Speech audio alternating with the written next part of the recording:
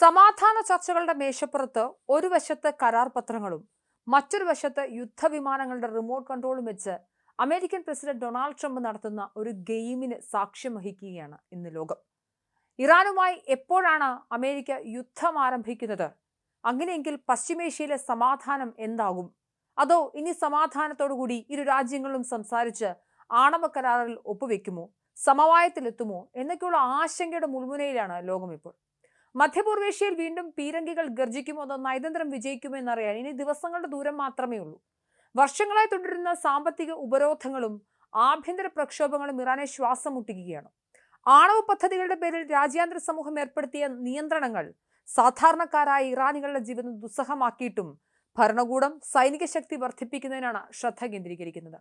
നിലവിലെ ഈ സാഹചര്യത്തിൽ ഒരു യുദ്ധം താങ്ങാനുള്ള കരുത്ത് ഇറാന്റെ സമ്പദ് വ്യവസ്ഥയ്ക്കില്ല എന്നതാണ് യാഥാർത്ഥ്യം. ഇറാൻ ഒരു കാരണവശാലും അണുബോംബ് നിർമ്മിക്കില്ലെന്ന് ലോകത്തെ ബോധ്യപ്പെടുത്തണം എന്നതാണ് ട്രംപ് ഭരണകൂടത്തിന്റെ പ്രധാന ആവശ്യം. ഇസ്രായേലിന്റെ സുരക്ഷയും അറബ് രാജ്യങ്ങളിൽ ഇറാന്റെ ഇടപെടലുകളും അവസാനിപ്പിക്കുക എന്നതും അമേരിക്കയുടെ ലക്ഷ്യമാണ്. അമേരിക്ക ഫസ്റ്റ് എന്ന നയത്തിന്റെ ഭാഗമായി ഇറാനെ പൂർണ്ണമായും നിശബ്ദമാക്കുക, അല്ലെങ്കിൽ തങ്ങളുടെ നിബന്ധനകൾക്ക് കീഴിൽ കൊണ്ടുവരിക എന്നതാണ് ട്രംപിന്റെ തന്ത്രം. തന്നെ അധികാരം ചോദ്യം ചെയ്യപ്പെടാൻ അനുവദിക്കില്ലെന്ന് ഉറച്ച നിലപാടെടുക്കുകയാണ് ഇറാന്റെ പരമോന്നത നേതാവ് അയത്തുള്ള അലി ഖമേനി എന്ന സ്വേച്ഛാധിപതി. ഈ ഘട്ടത്തിലാണ് മിഡിൽ ഈസ്റ്റിൽ വീണ്ടും യുദ്ധഭീതി വിധിച്ച് ഇറാനെതിരെ സൈനിക നീക്കം ശക്തമാക്കി അമേരിക്കൻ പ്രസിഡന്റ് ഡൊണാൾഡ് ട്രംപ് എത്തുന്നത്. ഒരു വശത്ത് ചർച്ചകൾക്ക് വാതിൽ തുറന്നിടുമ്പോഴും മറുവശത്ത് ഇറാന്റെ പരമോന്നത നേതാവ് അയത്തുള്ള അലി ഖമേനി ഉൾപ്പെടെ ലക്ഷ്യമിട്ടുള്ള അതീവ രഹസ്യമായ ഓപ്പറേഷന് ട്രംപ് കോപ്പുകൂട്ടുന്നവയാണ് റിപ്പോർട്ടുകൾ.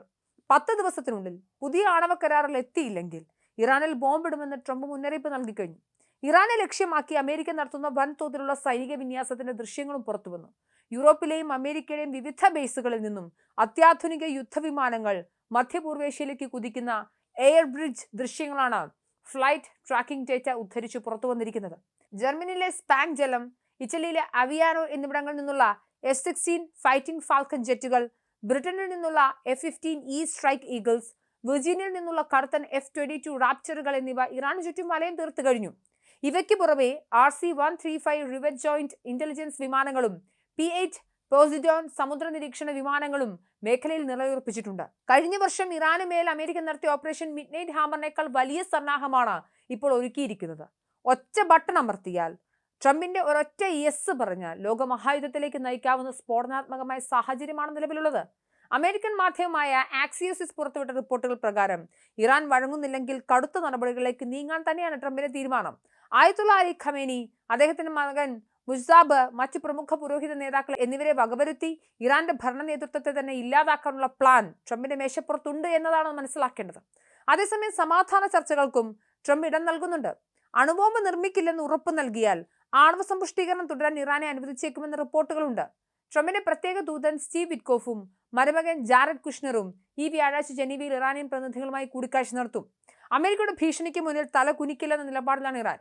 രാജ്യം മുമ്പത്തേക്കാൾ ശക്തമാണെന്നും കഴിഞ്ഞ മാസങ്ങളിൽ പ്രതിരോധത്തിലെ പോരായ്മകൾ പരിഹരിച്ചതായും ഖമേനിയുടെ ഉപദേശകൻ അലി ലാർജാനി പറയുന്നുണ്ട്. ഞങ്ങൾ യുദ്ധം ആഗ്രഹിക്കുന്നില്ല, എന്നാൽ അത് അടിച്ചേൽപ്പിച്ചാൽ ശക്തമായി പ്രതികരിക്കുമെന്നാണ് ലാർജാനി വ്യക്തമാക്കുന്നത്.